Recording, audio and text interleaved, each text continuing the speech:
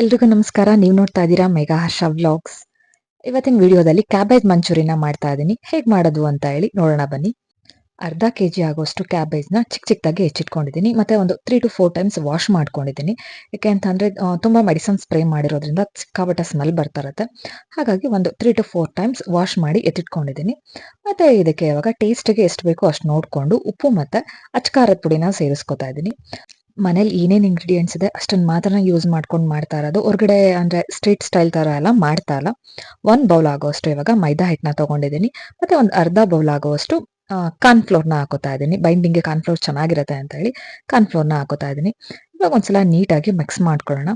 ಮತ್ತೆ ನಾನು ಇದಕ್ಕೆ ಮೈದಾನ ಸೇರಿಸ್ಕೊತಾ ಇದ್ದೀನಿ. ಯಾಕೆ ಅಂತ ಅಂದರೆ ಸ್ವಲ್ಪ ಮೈದಾ ಕಡಿಮೆ ಅಂತ ಅನ್ನಿಸ್ತು. ಮೈದಾ ಅಥವಾ ಕಾರ್ನ್ಫ್ಲೋರ್ ನೀವು ಯಾವುದನ್ನು ಬೇಕಾದ್ರೂ ಸೇರಿಸ್ಕೋಬೋದು. ನಾನು ಮೈದಾನೇ ಸೇರಿಸ್ಕೊಂಡೆ. ಮತ್ತು ಅದಕ್ಕೆ ಬೇರೆ ರೀತಿ ಯಾವುದೇ ರೀತಿ ಹಿಟ್ಟುಗಳನ್ನ ಸೇರಿಸ್ಕೊಳ್ಳೋದಕ್ಕೆ ಹೋಗ್ಬೇಡಿ, ಬೈಂಡಿಂಗ್ ಚೆನ್ನಾಗಿ ಬರೋದಿಲ್ಲ.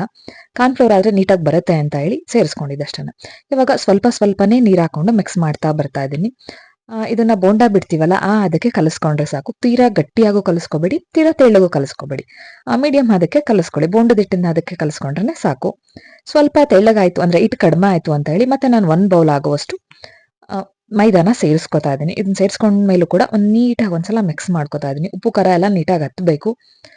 ನೀಟಾಗಿ ಮಿಕ್ಸ್ ಮಾಡ್ಕೊಂಡಿದ್ದಾದ್ಮೇಲೆ ಒಂದು 10 ಮಿನಿಟ್ಸ್ ಹಾಗೆ ಬಿಟ್ಬಿಡಿ. ಹಿಟ್ಟನ್ನ ನೋಡ್ಕೊಂಡೇ ನೀವು ಸ್ವಲ್ಪ ಸೇರಿಸ್ಕೊತಾ ಹೋಗಿ. ಒಂದೇ ಸಲ ಸೇರಿಸ್ಕೊಂಡ್ರೆ ಜಾಸ್ತಿ ಅನ್ನಿಸ್ಬಿಡುತ್ತೆ ಅಲ್ವಾ, ಹಾಗಾಗಿ ಸ್ವಲ್ಪನೇ ಸೇರಿಸ್ಕೊಂಡು ಹೋಗಿ.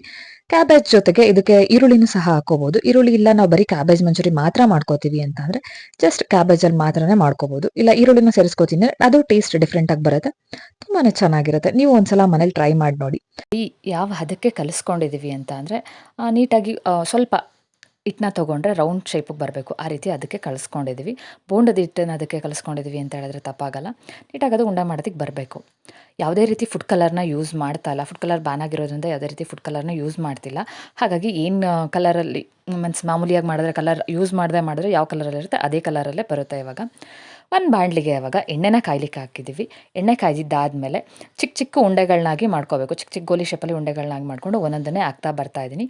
ಅಂಟ್ಕೊಳ್ದೇ ಇರೋ ಥರ ನೀಟಾಗಿ ಬಿಡ್ಬಿಡ್ತಿಯಾಗಿಯೇ ಹಾಕ್ತಾ ಬನ್ನಿ.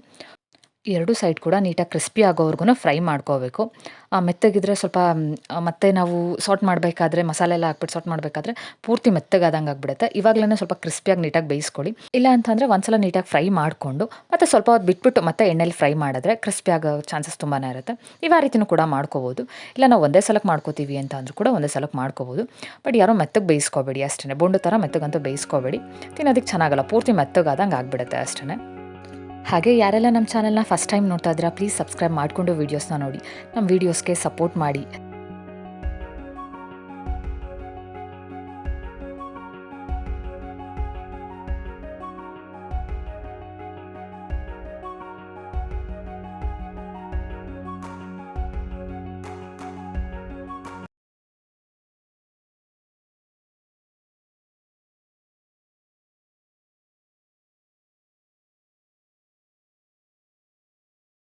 ನೋಡ್ತಿದ್ದೀರಾ ಅಲ್ವಾ ಹೇಗೆ ಗೋಬಿ ಎಲ್ಲ ಯಾವ ರೀತಿ ಬೆಂದಿದೆ ಅಂತ ಹೇಳಿ.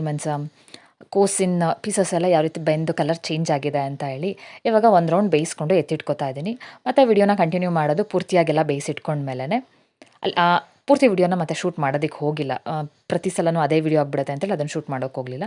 ಕೊನೆಯದಾಗಿ ಇವಾಗ ಯಾವ ಎಣ್ಣೆಲಿ ಯಾವ ಬಾಣಲಿ ಕರೆದಿದ್ವಿ ಅಲ್ವಾ ಗೋಬಿನ, ಅದೇ ಬಾಣಲಿಗೆ 1-1.5 ಸ್ಪೂನ್ ಆಗೋಷ್ಟು ಎಣ್ಣೆನ ಬಿಟ್ಟಿದ್ದೀನಿ. ಅದರಲ್ಲಿ ಇನ್ನು ಮಿಕ್ಕಿದ್ದೆಲ್ಲ ತೆಗೆದಿಟ್ಬಿಟ್ಟಿದ್ದೀನಿ. ಆ ಎಣ್ಣೆ ಸ್ವಲ್ಪ ಬಿಸಿ ಆದಮೇಲೆ ಅದಕ್ಕೆ ಚಿಕ್ಕದಾಗಿ ಹೆಚ್ಚಿಟ್ಕೊಂಡಿರುವಂಥ ಈರುಳ್ಳಿನ ಹಾಕ್ತಾಯಿದ್ದೀನಿ. ಮತ್ತು ಇದಕ್ಕೆ 1 ಸ್ಪೂನ್ ಆಗುವಷ್ಟು ಶುಂಠಿ ಬೆಳ್ಳುಳ್ಳಿ ಪೇಸ್ಟು ಜಜ್ಜಿ ಹಾಕ್ಕೋತಾ ಇರೋದು, ಪೂರ್ತಿ ಪೇಸ್ಟ್ ಮಾಡ್ಕೊಂಡಿಲ್ಲ.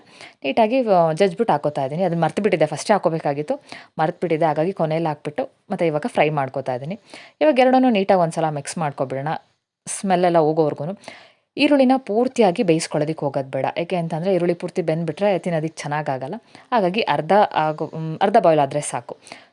ನಿಮಗೆಲ್ಲ ಮೊದಲೇ ಹೇಳಿದಾಗೆ ಬೇರೆ ರೀತಿ ಯಾವುದೇ ರೀತಿ ಇಂಗ್ರೀಡಿಯೆಂಟ್ಸ್ನ ಯೂಸ್ ಮಾಡ್ತಾ ಇಲ್ಲ. ಸ್ವಲ್ಪ ಟೇಸ್ಟಿಗೆ ಎಷ್ಟು ಬೇಕೋ ಅಷ್ಟು ನೋಡಿಕೊಂಡು ಉಪ್ಪು ಮತ್ತು ಸ್ವಲ್ಪ ಅಚ್ಕಾರದ ಪುಡಿನ ಹಾಕ್ತಾಯಿದ್ದೀನಿ ಅಷ್ಟೇ. ಇವಾಗ ಅದು ಎರಡು ಹಾಕಿದ್ಮೇಲೆ ನೀಟಾಗಿ ಒಂದ್ಸಲ ಮಿಕ್ಸ್ ಮಾಡ್ಕೊಳ್ಳೋಣ. ಈರುಳ್ಳಿಗೆಲ್ಲ ಉಪ್ಪು ಖಾರ ಹತ್ತಲಿ ಅಂತೇಳಿ ಮಿಕ್ಸ್ ಮಾಡ್ಕೊತಾ ಇದ್ದೀನಿ. ನೀವು ಸಾಸ್ನ ಕೂಡ ಇದ್ದರೆ ಹಾಕೋಬೋದು, ಇಲ್ಲ ಅಂತಂದರೆ ಟೊಮೊಟೊ ಹಣ್ಣನ್ನು ರುಬ್ಕೊಂಡು ಹಾಕೋಬೋದು. 1 ಸ್ಪೂನ್ ಆಗುವಷ್ಟು ವಿನೆಗರ್ ಮತ್ತು 1 ಸ್ಪೂನ್ ಆಗುವಷ್ಟು soya sauce, 2 spoon red chilli sauce ಹಾಕೋತಾ ಇದ್ದೀನಿ. ಇದಿಷ್ಟನ್ನು ಹಾಕ್ಕೊಂಡು ಕೆಚಪನ್ನು ಯೂಸ್ ಮಾಡ್ತಾ ಇಲ್ಲ, ರೆಡ್ ಚಿಲ್ಲಿ ಸಾಸ್ ಮಾತ್ರನೇ ಹಾಕೋತಾ ಇದ್ದೀನಿ. ಪೇಸ್ಟ್ ಮಾಡ್ಕೊಂಡು ಮತ್ತೆ ಮಿಕ್ಸ್ ಮಾಡ್ಕೊಂಡಿದ್ದಾದಮೇಲೆ ನೀವು ಇದಕ್ಕೇ ಈ ಮಸಾಲೆಗೆ ಗೋಬಿನ ಹಾಕೊಂಡು ಫ್ರೈ ಮಾಡ್ಕೊಬಿಡ್ಬೋದು. ಅಥವಾ ಕಾರ್ನ್‌ಫ್ಲೋರ್ ಹಾಕೋತೀನಿ ಅಂತಂದರೆ ಗ್ರೇವಿ ಥರ ಬೇಕು ಅಂದರೆ ಸ್ವಲ್ಪ ಕಾರ್ನ್‌ಫ್ಲೋರ್‌ನ ಹಾಕೋಬೇಕು. ನಾನು ಸ್ವಲ್ಪ ಗ್ರೇವಿ ಥರನೇ ಇರಲಿ ಅಂತೇಳಿ 1 ಸ್ಪೂನ್ ಕಾರ್ನ್‌ಫ್ಲೋರ್‌ಗೆ ನೀರನ್ನ ಹಾಕ್ಕೊಂಡು ಈಗ ನೀಟಾಗಿ ಮಿಕ್ಸ್ ಮಾಡ್ಕೊತಾ ಇದ್ದೀನಿ. ನೀಟಾಗಿ ಮಿಕ್ಸ್ ಮಾಡ್ಕೊಂಡಿದ್ಮೇಲೆ ಒಂದು ಸಲ ಉಪ್ಪು ಖಾರನ ಟೇಸ್ಟ್ ಮಾಡ್ಕೊಬಿಡಿ. ಏಕೆ ಅಂತ ಅಂದರೆ ಸ್ವಲ್ಪ ಉಪ್ಪು ಖಾರ ಕಡಿಮೆ ಅಂತ ಅನ್ಸಿದ್ರೆ ಇವಾಗಲೇ ಸೇರಿಸ್ಕೊಂಡ್ರೆ ಚೆನ್ನಾಗಿರುತ್ತೆ. ಸ್ವಲ್ಪ ಗ್ರೇವಿ ಥರ ಇರಲಿ ಅಂತೇಳಿ ಮಾಡ್ಕೊಂಡಿರೋದ್ರಿಂದ ಗ್ರೇವಿನೇ ಮಾಡಿಕೊಂಡೆ ನಾನು. ನೀವು ಬೇಡ ಅಂತಂದರೆ ನೀವು ಕಾರ್ನ್‌ಫ್ಲೋರ್‌ನ ಸ್ಕಿಪ್ ಮಾಡಿಬಿಡಿ ಅಷ್ಟೇ. ಇವಾಗ ಕರ್ದಿಟ್ಕೊಂಡಿರೋ ಅಂಥ ಗೋಬಿ ಪೀಸಸ್ನ ಪೂರ್ತಿಯಾಗಿ ಹಾಕ್ಕೊಂಡು ಇವಾಗ ಮಿಕ್ಸ್ ಮಾಡ್ಕೊತಾ ಇದ್ದೀನಿ. ಮಿಕ್ಸ್ ಮಾಡ್ಕೋಬೇಕಾದ್ರೆ ಫ್ಲೇಮ್ನ ಹೈ ಫ್ಲೇಮಲ್ಲಿ ಇಟ್ಕೊಳ್ಳಿ. ಹೈ ಫ್ಲೇಮಲ್ಲಿ ಇಟ್ಕೊಂಡ್ರೆ ಬೇಗ ಮೆತ್ತಗಾಗಲ್ಲ ಅಂತ ಹೇಳಿ ಅಷ್ಟೇ. ಲೋ ಫ್ಲೇಮಲ್ಲಿ ಇಟ್ಕೊಂಡ್ರೆ ಒಂದು ಸ್ವಲ್ಪ ಮೆತ್ತಗಾದಂಗೆ ಆಗಿಬಿಡುತ್ತೆ. ಬೇಗ ಬಿಸಿನೂ ಅಷ್ಟು ಬಿಸಿ ಬೇಗ ಅನಿಸಲ್ಲ. ಹೈ ಫ್ಲೇಮಲ್ಲಿ ಇಟ್ಕೊಂಡು ಮಿಕ್ಸ್ ಮಾಡ್ಕೊಳ್ಳಿ. ತಿನ್ನೋದಕ್ಕಂತೂ ಟೇಸ್ಟಿಯಾಗಿರುತ್ತೆ. ಮನೇಲಿ ಕೂಡ ಈ ರೀತಿ ಸಿಂಪಲ್ಲಾಗಿ ಮಾಡೋದು ಹೇಗೆ ಅಂತೇಳಿ ಮನೇಲಿರೋ ಇಂಗ್ರೀಡಿಯೆಂಟ್ಸ್ ಅರ್ಜೆಂಟಿಗೆ ಏನು ಸಿಗುತ್ತೆ ಅಷ್ಟರಲ್ಲಿ ಯೂಸ್ ಮಾಡಿಕೊಂಡು ಮಾಡೋ ಅಂಥ ಗೋಬಿ ಇದು. ನೀವು ಕೂಡ ಮನೇಲಿ ಟ್ರೈ ಮಾಡಿ ಮತ್ತು ಹೇಗೆ ಬಂತು ಅಂತ ಹೇಳಿ ಕಮೆಂಟ್ ಮಾಡಿ ಹೇಳಿ. ಈ ವಿಡಿಯೋ ಎಲ್ಲ ನಿಮಗೆ ತುಂಬಾ ಇಷ್ಟ ಆಗಿದೆ ಅಂತ ತಿಳ್ಕೊತೀನಿ. ಮತ್ತು ಮುಂದಿನ ವಿಡಿಯೋದಲ್ಲಿ ಸಿಗೋಣ. ಅಲ್ಲಿವರೆಗೂ ಎಲ್ಲರೂ ಹೆಲ್ದಿಯಾಗಿರಿ, ಖುಷಿಯಾಗಿರಿ. ಮತ್ತು ನಮ್ಮ ಚಾನಲ್ನ ಸಬ್ಸ್ಕ್ರೈಬ್ ಮಾಡ್ಕೊಳ್ಳೋದನ್ನು ಮಾತ್ರ ಮರಿಬೇಡಿ. ಪ್ಲೀಸ್ ವೀಡಿಯೋಸ್ಗೆ ಲೈಕ್ ಮಾಡಿ ಮತ್ತು ನಿಮಗೆ ಗೊತ್ತಿರೋರಿಗೆಲ್ಲ ವೀಡಿಯೋಸ್ನ ಶೇರ್ ಮಾಡಿಬಿಟ್ಟು ಸಬ್ಸ್ಕ್ರೈಬ್ ಮಾಡ್ಕೊಳ್ಳೋದಕ್ಕೆ ಹೇಳಿ. Thanks for watching.